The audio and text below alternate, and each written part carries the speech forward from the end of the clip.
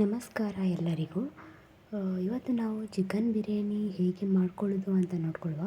So ಈ method ಎಂತ ಹೇಳಿದರೆ, ಇದು ಒಂದು 10-15 ಜನರಿಗೆ ಮಾಡ್ಬೋದು. 2 kg ಚಿಕನ್ನಲ್ಲಿ ಮಾಡಿದಂತಹ ಒಂದು ಇದು ಬಿರಿಯಾನಿ. ಸೊ ಇದಕ್ಕೆ ನಾನು ಒಂದು ಇದರಲ್ಲಿ ವಿಡಿಯೋ ಮಾಡೋದು ನಾನು ಮರ್ತೋಗಿ ಬಿಟ್ಟಿದ್ದೇನೆ. ಅದೆಂತ ಹೇಳಿದರೆ, ಈರುಳ್ಳಿ ಮತ್ತು ಟೊಮೆಟೊ ಒಂದು 5-6 ಟೊಮೆಟೊವನ್ನು ಒಂದು ಸೈಡಲ್ಲಿ ನಾವು ಬೇಯಿಸಲಿಕ್ಕೆ ಇಡಬೇಕು. ಬೇಯಿಸಿದ ಮೇಲೆ ಅದನ್ನು ನಾವು ಗ್ರೈಂಡರ್ಗೆ ಹಾಕಲಿಕ್ಕೆ ಉಂಟು. ಅದನ್ನು ನಾನು ಇಲ್ಲಿ ತೋರಿಸಲಿಲ್ಲ.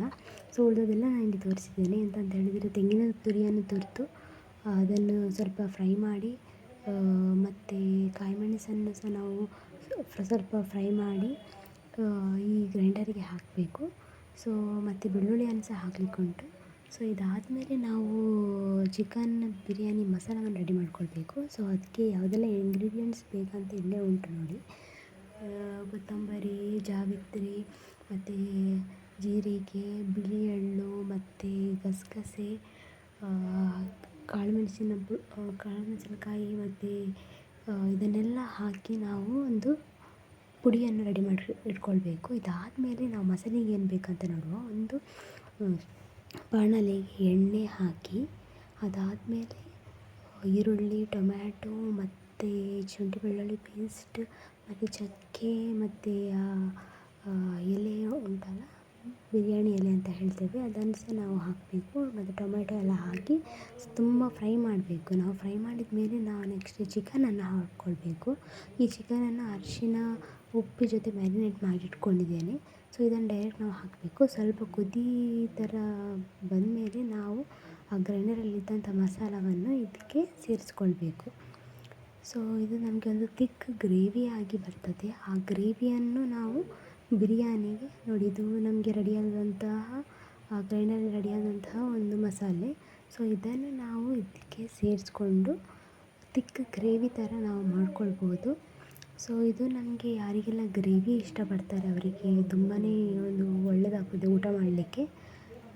ಸೊ ಅದಾದಮೇಲೆ ನಾವು ನೆಕ್ಸ್ಟ್ 2 kg ಅನ್ನ ಕೂಡ ಬೆಂದಾಗಿದೆ.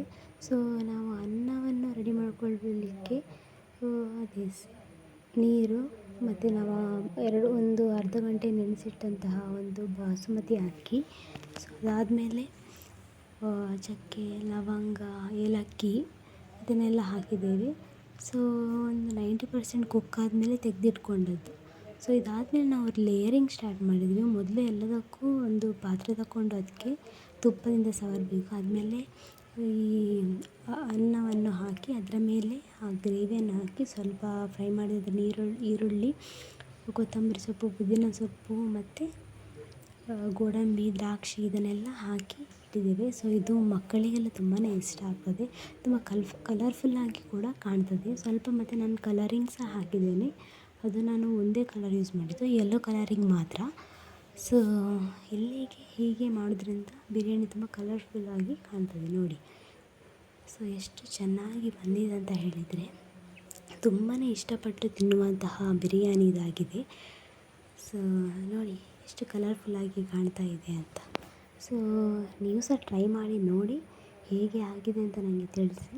ಸೊ ಹೀಗೆ ನಾನು ಮುಂದೆ ತುಂಬ ವೀಡಿಯೋ ಮಾಡಲಿಕ್ಕೆ ನನಗೆ ಸಪೋರ್ಟ್ ಮಾಡ್ತಾ ಇರಿ ಅಂತ ಹೇಳ್ತಾ ಇದ್ದೀನಿ. ವಿಡಿಯೋ ನೋಡಿದ್ದಕ್ಕೆ ತುಂಬಾ ಧನ್ಯವಾದಗಳು. Thank you so much.